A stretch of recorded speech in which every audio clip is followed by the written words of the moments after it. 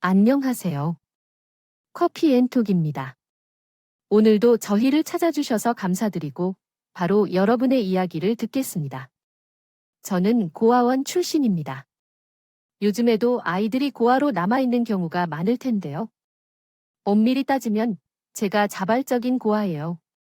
고아로서 살아가는 게 더 낫다고 생각했기에 어린 시절부터 고아로 살기로 결심했습니다. 어렸을 적에는 친구들이 고무줄놀이를 하거나 공기놀이를 하는 반면 제가 왜 이 세상에 태어난 건지 어째서 이런 고통을 겪어야 하는지 고민했어요. 어린 나이에도 다른 아이들과는 다른 삶을 살고 있다는 것이 납득하기 어려웠기 때문이죠. 다른 아이들이 크면 어떻게 될지를 생각하며 지내왔습니다. 꿈을 키우며 하루하루 행복하게 자라던 동안 나는 도대체 무슨 잘못된 운명을 타고 태어난 것인지에 대해 생각했고 어두운 유년기를 보냈습니다. 그 이유는 제 새엄마 때문이었어요. 어머니가 어릴 적에 돌아가셔서 그 얼굴과 모습은 솔직히 기억이 나지 않아요. 그러나 확실한 것은 아버지가 재혼한 새엄마와는 전혀 다른 분이셨다는 것입니다. 예, 너는 혼자서도 이게 아이들이 할 행동이라는 것을 잘 알아야 해. 젓가락질도 못하면 지금처럼 계속 망할 거야. 제 어린 시절은 온통 새엄마로 인해 혼이 맞는 날로 채워져 있었어요. 젓가락질을 못해서 밤에 이불에 누운 채로 싸게 돼요. 심부름을 제대로 못해서 저는 늘 혼내는 아이였어요. 새어머니는 제게 방법을 가르쳐주는 대신 눈치껏 스스로 다 익힐 때까지 혼을 내고 벌을 주었어요. 전 뭔가 주어진 미션을 잘해야만 그 집에서 지낼 수 있는 존재였죠. 아빠가 너무 오랜만에 집에 왔지. 우리 딸, 이거 먹어봐라. 아, 내가 좋아하는 치킨 사왔어. 새어머니가 저에게 유독 엄격했던 것은 아버지 때문이기도 했어요. 아버지는 새어머니가 데려온 제 또래의 딸과 잘 친해지지 못하는 무뚝뚝한 성격이셨고, 그래서 저만 챙기는 것처럼 느낀 새어머니는 뇌에 불만이셨죠. 아니, 우리도 치킨 좋아하는데 당신은 자기 딸만 그렇게 챙기더라고 해서 내 마음이 서운해지려 해요. 그래도 아버지 앞에서는 티를 내지 않았어요. 당시 아버지께서 작은 사업을 하시면서 바쁘셨는데 아버지가 계시지 않는 동안만 제게 교육한 것으로 생각하고 엄하게 대해주셨죠. 아버지께서 계실 때는 혹시 제가 불평을 할까봐 마냥 자기 딸을 꼭 끼게 해 단둘이 서로 있지 않도록 나름의 방법을 사용했어요. 엄마가 이렇게 말하는데 내가 이제 찬밥 신세래. 엄마 없는 아이들이 세상에서 제일 불쌍하다고 하더라고. 그러니까 너는 이제 내 부하야. 우리 집에서 계속 살고 싶다면 내가 하는 말은 무조건 들어야 해. 알았어? 딸도 만만치 않은 성격이어서 사사건건 쟤를 괴롭히는 통에 정말 집이 싫었어요. 어디서만 못 배워서 미운지만 고르는 팥쥐 같은 아이였어요. 한 번은 아무도 모르게 제 가방에 자기 필통을 놓고 제가 훔쳐갔다고 이르는 소문에 아버지한테 크게 혼이 난 적도 있었어요. 작은 악마 같은 그 아이가 새어머니보다 미울 때가 많았죠. 그런 생활이 이어지다 보니 집이 아닌 어디에서 살아도 좋겠다는 게 제 소원이 되었어요. 오늘은 내가 일이 있어서 데려가지 못하니까 두 사람이 손을 잡고 집에 잘 와야 된다고 알았지. 자, 왔을 때 마실 거와 먹을 걸 챙겨서 오길 바라고 있어. 그러던 어느 날 5분 거리의 학교로 꼬박꼬박 데려다주고 데리러 오던 새어머니가 일이 있어서 못 온다 함. 한국어 문법 구조를 고려하여 내용을 다시 작성해 보겠습니다. 일이 있었어요. 낯선 동네로 이사온 자기 딸 때문에 등하교를 돕는 것이었지만 아버지는 아이들을 위해 헌신하는 새어머니의 모습을 참 좋게 보셨죠. 그래서 새어머니는 그것을 열심히 했어요. 정말 싫었지만 이미 엄마라는 자리를 제대로 꿰찬 여자를 어린 제가 바꿀 수는 없는 노릇이었어요. 그런데 그날은 데리러 못 온다니 얼마나 기뻤겠어요. 그래서 저 나름 앙큼한 계획을 세웠죠. 엄마가 돈을 주셔서 우리가 아이스크림을 사 먹을까? 저기 큰 길까지 가면 큰 마트가 있잖아. 거기로 가자. 새어머니의 딸은 모르는 길을 가기 싫어하며 망설이는 눈치였지만 그곳에는 TV 광고에서만 본 곳으로 생각됐어요. 회오리바도가 있다고 해서 금방 그를 따라 나서서 알맞은 장소에 그를 남기고 나서 그 아이는 정신을 못 차린 채 혼자서 마트를 빠져나온 것이었습니다. 집까지 멀지 않은 곳에 있는데 어른들의 도움을 받아 금방 집을 찾을 수 있을 것이기 때문에 그 아이를 걱정할 필요가 없었습니다. 작은 발걸음으로 정신없이 뛰는 동안 새어머니에게 무사히 돌아가게 될 것으로 기대했습니다. 그는 큰 길을 따라서 혼란스럽게 걸어가며 산을 넘고 냇가를 지나쳤지만 어두워지자 배도 고프고 다리도 아파서 길가에 앉아 있었습니다. 그때 누군가가 그를 발견해 경찰서로 신고했으며 눈을 떠보니 경찰서에 있었습니다. 경찰 아저씨가 집이 어디에 있는지 알려줄 수 있냐고 물어보았습니다. 이름이 무엇인지 물었지만 나는 말을 아끼며 참다가 결국 알 수 없는 신분으로 분류되어 보고소를 거쳐 어린이 보호시설로 옮겨졌습니다. 사실 그 당시에 집 주소와 전화번호를 선명하게 기억하고 있었는데 그것을 말하면 곧바로 집에 돌아가야 했기 때문에 아무 말도 하지 않았던 것뿐이었습니다. 손에 쥔 건 목걸이였는데 깨끗이 닦아주겠다며 가져와서 주는 것을 풀어줬더니 너무 꽉 쥐고 있으면 손이 아파했다.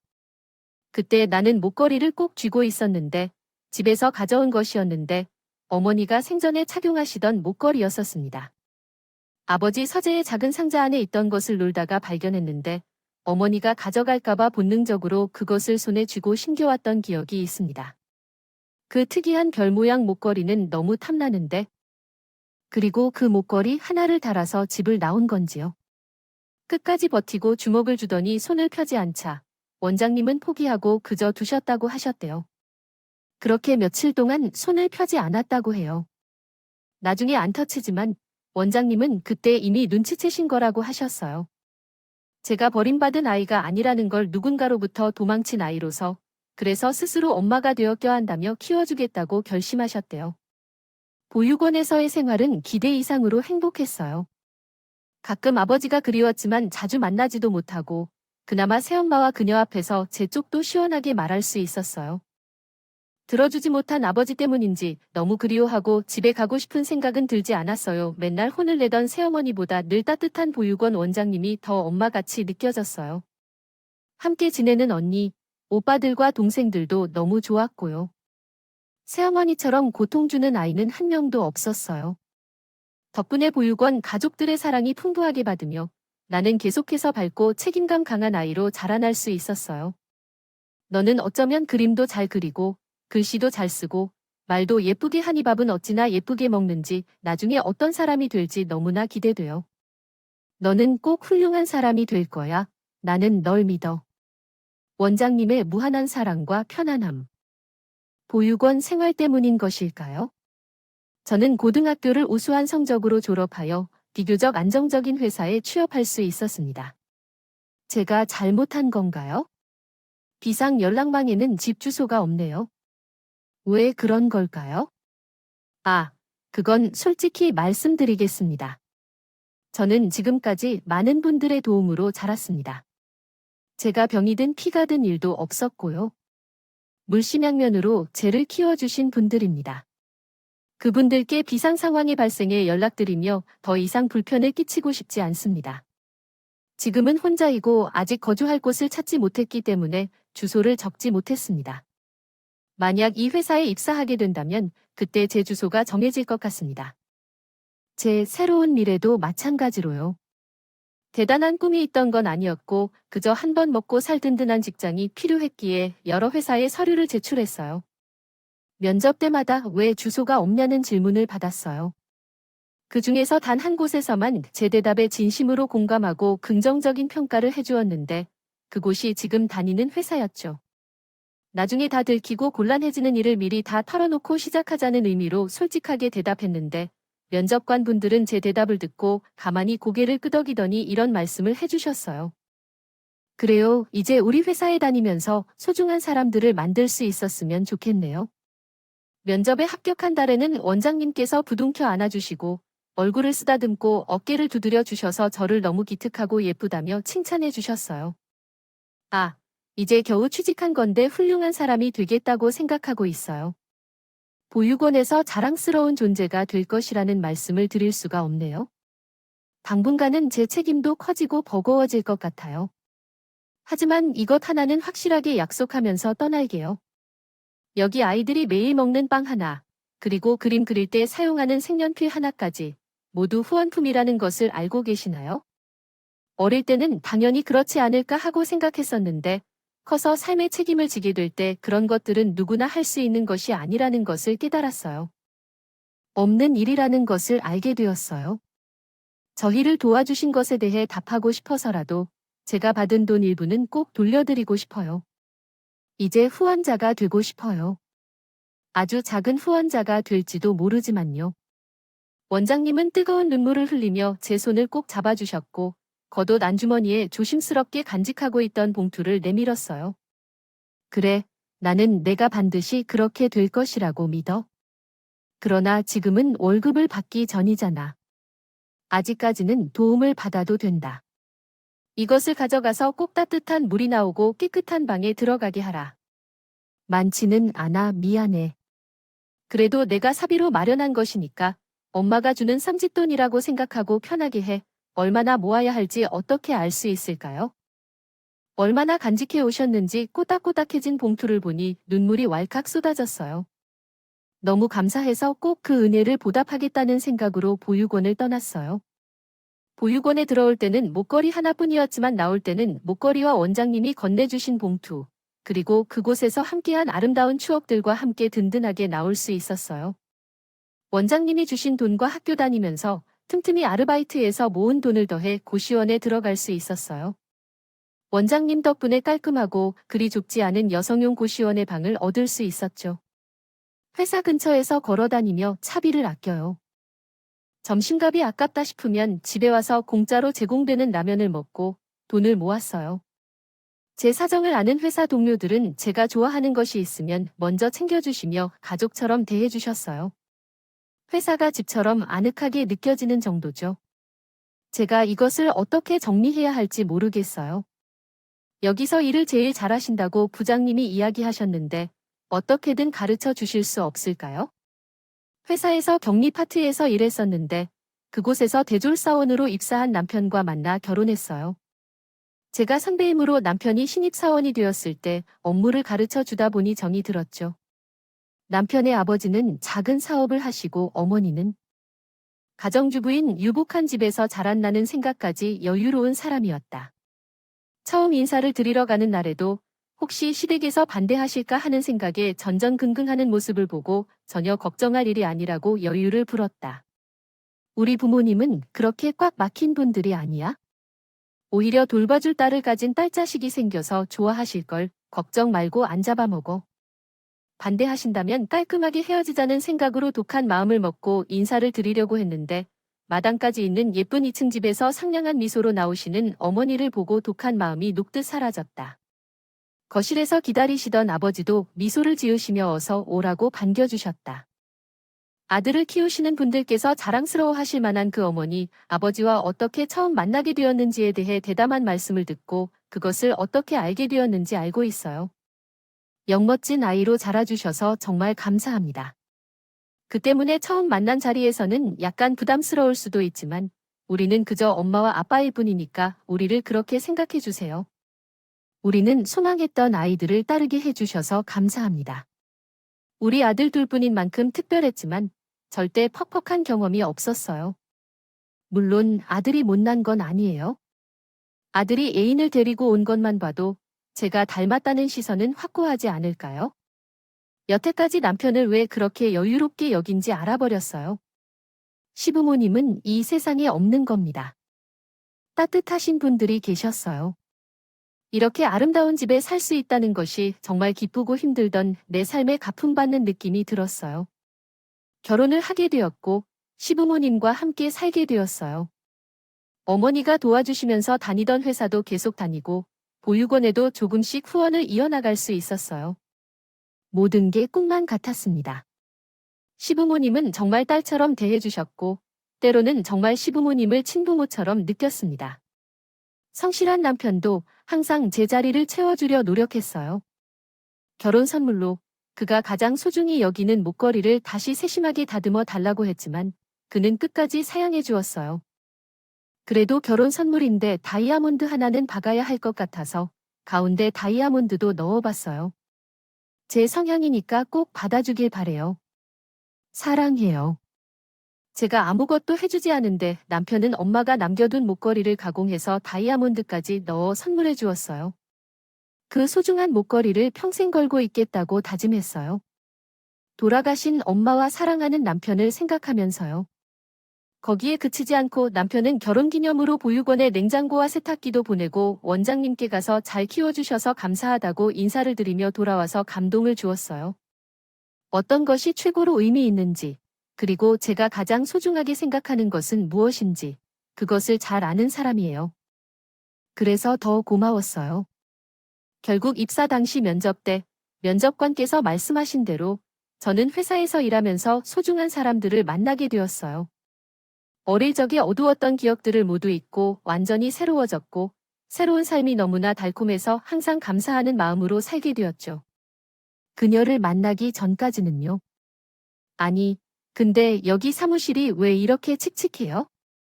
주말에 인테리어를 새로 할 수 있을까요? 책상도 너무 낡았는데요. 아, 그리고 김서원 씨 말이에요. 구절 사원이래요. 스타킹 다 뽑힌 것도 모른 채로 아까 회장님께서 계셨던 회의실에 들어가 보니 여기 사원들의 자기관리 수준이 왜 이런지 모르겠어요. 아주 예상 이하였습니다. 내가 그토록 소중히 여겼던 회사에 대해 처음으로 사직서를 쓰고 싶은 마음이었죠. 이유는 새로 오신 팀장 때문이었습니다. 입을 열 때마다 예리한 말이 나오고 지나치면 시베리아 혹한처럼 몰아치는 공포의 상사였어요. 특히 고졸 인력을 공개적으로 무시했는데 나가라는 말보다는 더 무서운 소문을 내고 이미지를 훼손시켜 자발적으로 떠나게 만드는 질이 좋지 않은 상사였어요. 그리고 어린 것처럼 행동도 했던 걸로 기억합니다. 맞아요. 그에 입사했는데 사회적 배려 대상자나 그런 것 같아요. 입사할 때 그러한 사실이 있는 줄 몰랐네요. 그럼 일종의 낙하산인 거잖아요. 부모 없는 것은 결핍이라니.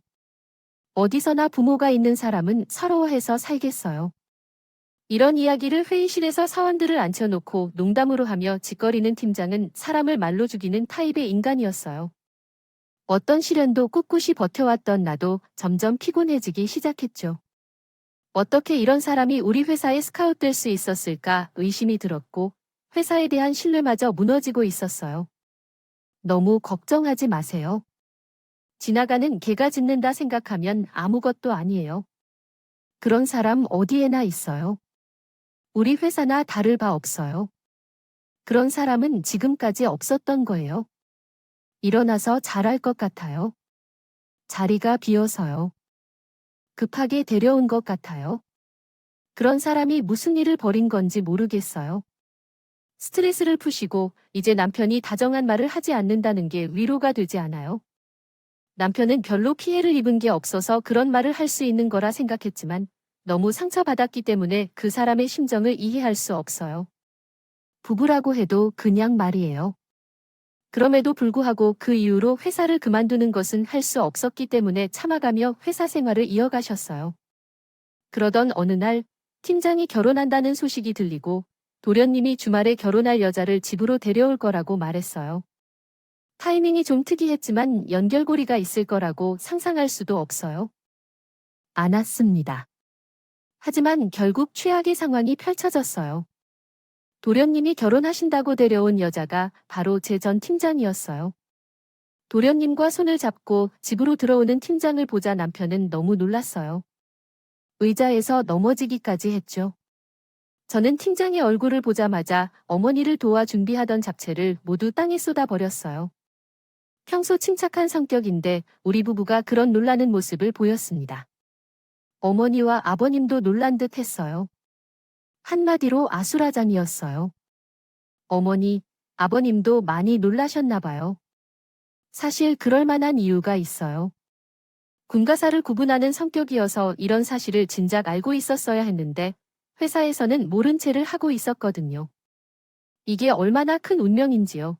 정말 대단한 인연이란 말이에요. 형제와 같은 부서에서 일하게 될 줄이야. 사실 그 회사 다니신다는 소문을 듣고 저는 헤드헌팅 업체에 부탁하여 경력직으로 지원했어요. 가족끼리 함께하면 더욱 든든하고 좋잖아요. 맞아요. 아버지, 어머니, 그리고 팀장님인데 동선 씨는 제가 도련님의 형수이고 남편은 형님이라는 사실을 이미 알고 있었어요. 이 사실을 알면서도 제가 그런 행동을 한 것이었죠. 아마 손동서를 제압하는 것이나 집안에서 제 자리를 내려놓고 싶은 것 등 그 이유에 대해서는 알고 싶지도 않았어요. 그냥 제가 알고 있는 상식으로는 도통 이해할 수 없는 사람이었어요. 그가 했으면 했던 평생 안 만나고 살았으면 좋겠다고 생각했는데 운명의 장난으로 우리가 만나게 된 사람인 걸로요. 생각만 하고 있었어요. 어릴 적에 새어머니의 딸처럼 마치 너 1학년 3반이지. 나도 너희 학교 다녀. 나는 너를 전부 알고 있었어. 엄마에게 제 공부도 못한다고 엄마 없이 놀린다고 말했더니 불쌍하네라고 봐주라고 했어. 엄마가 너희 아빠와 결혼하면 내가 더 불쌍해질 텐데 그냥 내버려두라고. 내 눈엔 내가 좀 불쌍해 보이서 알아도 척하지 않았어. 이제 우리 같이 사는데 잘 지내보자. 그 엄마의 딸이라더니 이미 내 존재와 우리 집 사정을 알고 접근했던 새어머니와 그 딸이 떠올라서 동서의 얼굴이 그 아이처럼 보이기 시작했어요. 오랫동안 겨우 아무 상처가 다시 나타나고 불안과 공포, 미움과 분노가 절로 괴로웠어요. 그들을 겨우 피해 새로운 삶을 찾았는데 운명의 동반자가 되어버린 것 같았어요. 마음은 반대했지만 남편과 함께 도련님과 동서의 결혼식을 지켜봐야 했죠. 결혼식을 올리기도 전에 이미 혼인신고를 마친 상태여서 되돌릴 수 없었고 그럴 충분한 이유나 힘도 없었어요. 그렇게 결혼한 후에는 새어머니와 딸처럼 동서가 책임을 져서 주도를 잡기 시작했어요. 집에서는 시부모님이 보지 않는 동안에만 회사에서는 근무 시간 내내 무시하고 부려먹는 일이 빈번했죠. 부서 모두가 결혼식에 참석해 우리가 가족이 되었다는 사실을 알아도 그런 일이 있었어요. 회사에서 우리는 엄연한 팀장과 사원 사이의 관계가 아닙니다.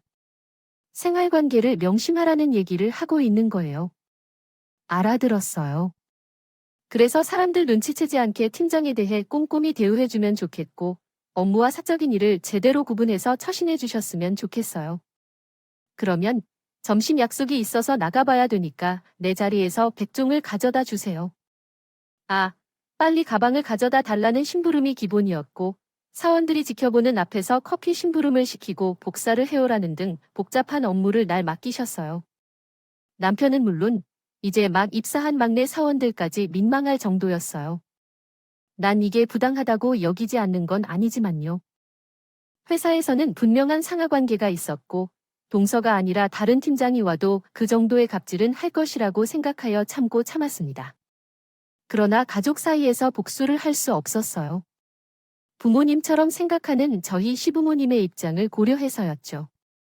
사실 동서의 인성이 별 볼 일 없다는 것은 시부모님도 이미 충분히 짐작하고 계셨지만 어쩔 수 없는 부분이었습니다.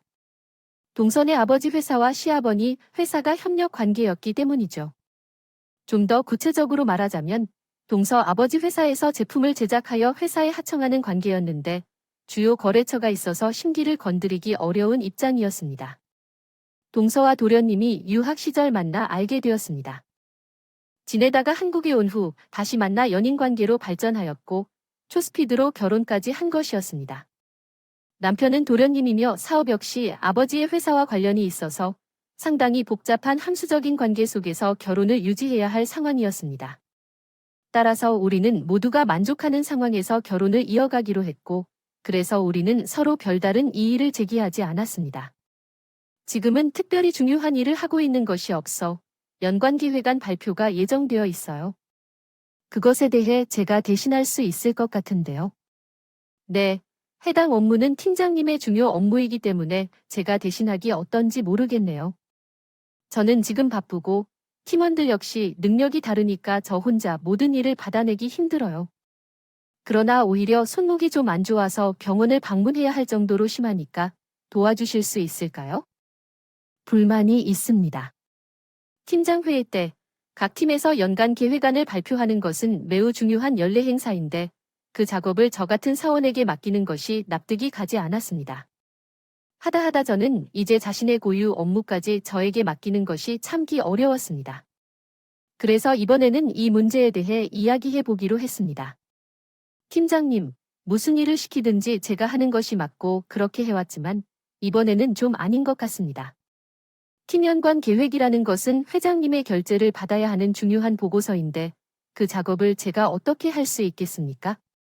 저도 도와드리고 싶지만 이것은 제 영역이 아닌 것 같습니다. 뭐 그래요? 지금 제게 발톱을 세우시는 건가요? 제가 퇴근 시간이 다 되어가는데 이렇게 시켰다고 하다니요. 지금 누구 앞에서 이렇게 하는 건 아니죠. 영영이 어떻게 된다는 건가요? 이렇게 하는 건 좀 그렇지 않나요? 쓰다듬은 말에 대해서까지는 말하려고 하지 않았는데 아버님의 사업이 현재 위기에 처했다는 건 알고 있어요. 그래서 우리 집에서 손절한다면 큰일 날 것이라는 것도 솔직히 알아요. 시댁의 지원도 없다는 거요. 제게 이렇게 하는 것은 좋지 않아요. 고아가 신분 상승을 위해 시집잘 가면서도 알아야 할 것이 있지 않나요? 세상 외적을 모른다는 게 아니라 무식한 거예요. 어쨌든 잔말은 그만두고 다 되면 제 자리로 갖다 놔주세요. 여기요. 매번 공과 사를 분별하라고 이렇게까지 하지 않으셔도 됩니다. 강조하시는 분이 여기서 집안 얘기를 왜 하시는 거죠? 그리고 말끝마다 고아 하시는데 그게 뭐 그렇게 흠이라고 매번 족쇄라도 채워서 엄마려고 하는 거예요. 저도 가족들 생각해서 참을 만큼 참았어요. 이렇게 말도 안 되는 논리로 저한테 갑질하시면 저도 더 이상 참지 않겠습니다.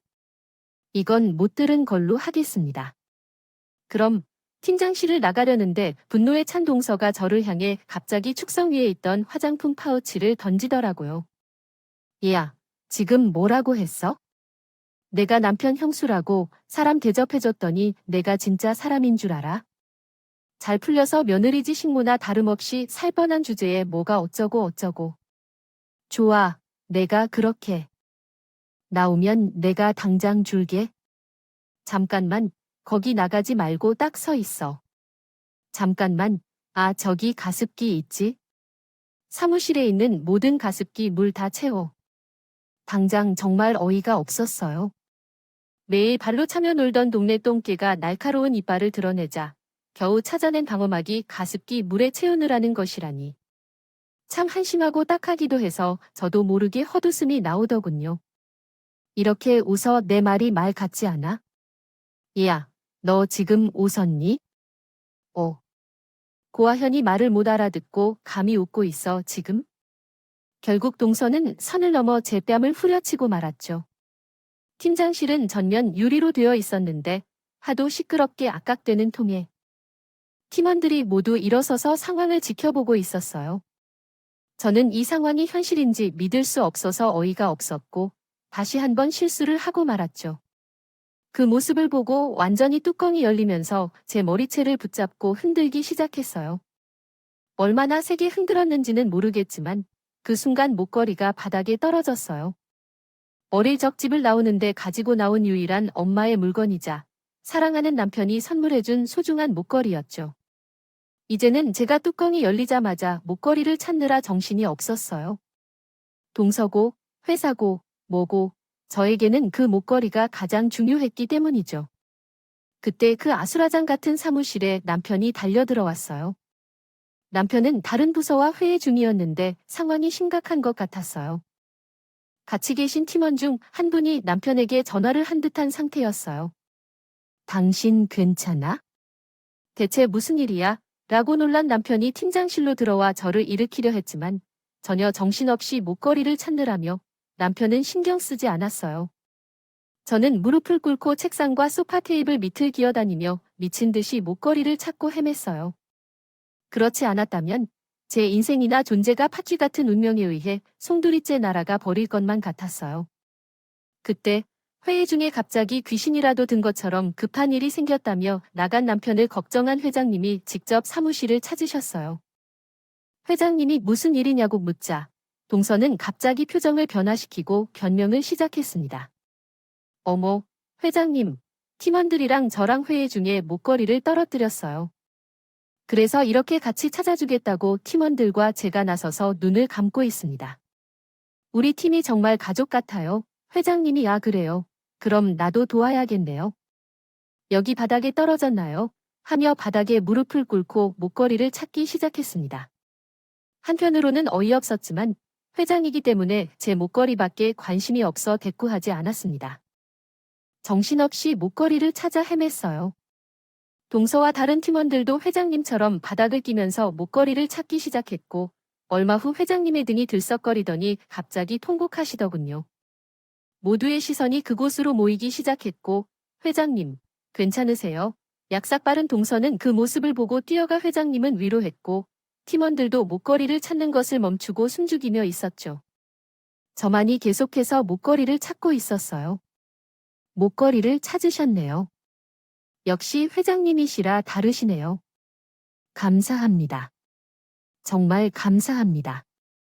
동서가 회장님으로부터 목걸이를 받았지만 회장님은 목걸이를 손에 쥔 채로 놓아주지 않았습니다. 우리 별이는 회장님이 어떤 알 수 없는 말을 되뇌며 눈물을 흘리는 것을 보았습니다.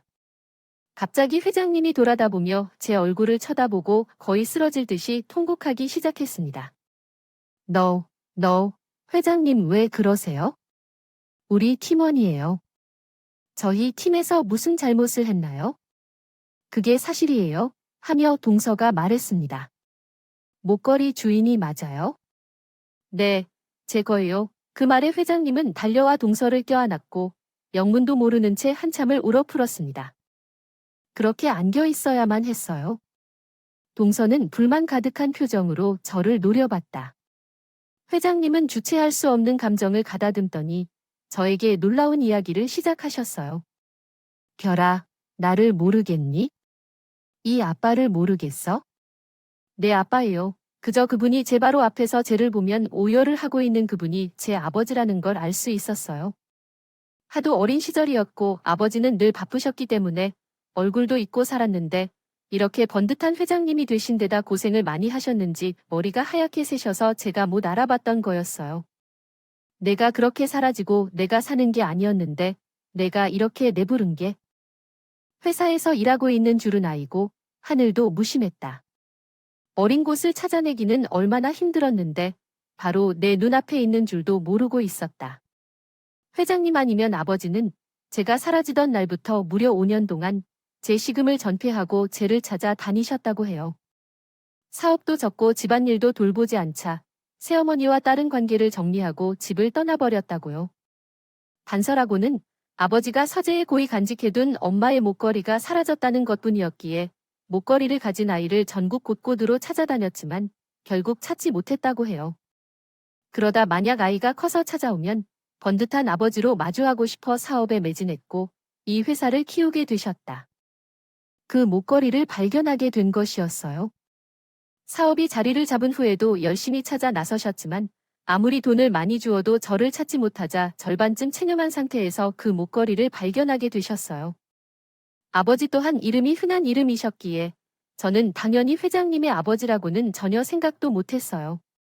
결학 아빠가 미안해. 아빠가 너무 미안해. 목걸이의 별 모양이 무슨 뜻인지 아니에요. 엄마가 너가 가졌을 때 우리 사이에 별이 생겼다고 내가 직접 제작해서 엄마에게 선물로 준 것이었어. 그래서 내 이름도 별이었고 그걸 기억하니? 아버지의 이야기를 듣자 어릴 적 아빠가 들려주시던 별 목걸이 사연이 생각나고 저도 역시 다리가 풀릴 정도로요. 오열하며 주저앉아 말하며 주저앉아 말하게 되었습니다. 그동안 억지로 잊고 지냈던 소중한 어린 시절 그리고 아버지에 대한 감정이 폭발하게 되었습니다. 이름도 바꾸고 집 주소와 전화번호도 결코 언급하지 않았기 때문에 어떻게 제게 접근하실 수 있었을까요? 어린 마음에 집이 너무 싫었고 새 엄마와 그 딸이 너무 싫었어요. 아빠, 죄송합니다. 용서해 주세요. 그런 식으로 아버지와 함께 온 팀원들의 시선을 받으며 부둥켜 안다가 오랜 시간 울었고 이야기에 감동한 팀원들도 함께 울었습니다. 상상조차 못한 천국처럼 정적인 상황에서 제 머리가 동서를 멈추고 입을 꽉 다물고 움직임이 없는 채 있었습니다.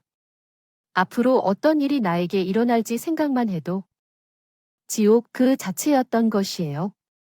이 소식은 곧 회사 안으로 퍼졌고 아버지가 저를 찾아 헤매던 사실을 알고 있던 임원들은 직접 저에게 찾아와 그동안의 사연을 들으며 격려와 윤기를 주셨어요.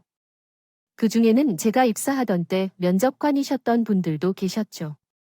그날 이후 아버지는 저와 남편을 회장 직속 비서실로 발령 내셨어요. 사내 방송을 통해 솔직한 마음을 밝히며 전 직원의 박수까지 받으시면서 말이에요.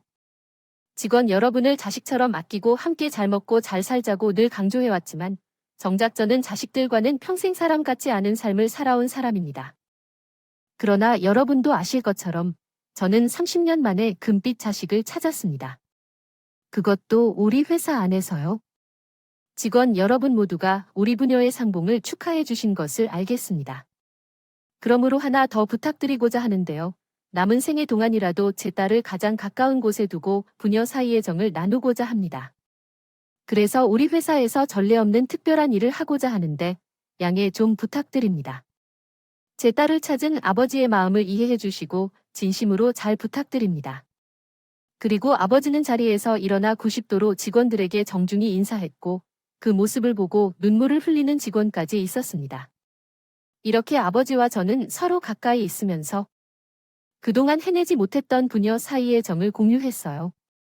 저를 처음 만난 날 아버지께서는 가장 먼저 시댁으로 가셔서 시부모님께 큰절을 하시며 인사를 드렸어요. 사연을 들은 시부모님은 감동의 눈물을 흘리시며 진심으로 기뻐해 주셨고 다음 날에는 저와 함께 보육원에 가서 원장님께 다시 한번 큰절을 했어요. 한참을 엎드려 울먹이며 일어나지 못하시는 아버지를 보면서 이제는 많이 늙으신 원장님이도 눈물을 하염없이 흘리셨어요. 그렇다면 동서는 어떻게 되었을까요? 처음에는 저와 남편이 동서까지 신경 쓸 겨를이 없었기에 아무 일도 일어나지 않았어요. 동서도 눈치가 있는지라 입 다물고 얌전히 지내는 것을 통해 아버지는 동서의 진심을 알지 못하셨어요. 그러나 남편과 함께 비서실로 올라간 뒤에는 동서에 대한 직원들의 갑질 피해 신고가 계속해서 회장실로 들어왔습니다. 특히 한 인턴 사원은 동서가 팀원들을 모욕하는 동영상을 촬영하여 증거자료로 제출했어요.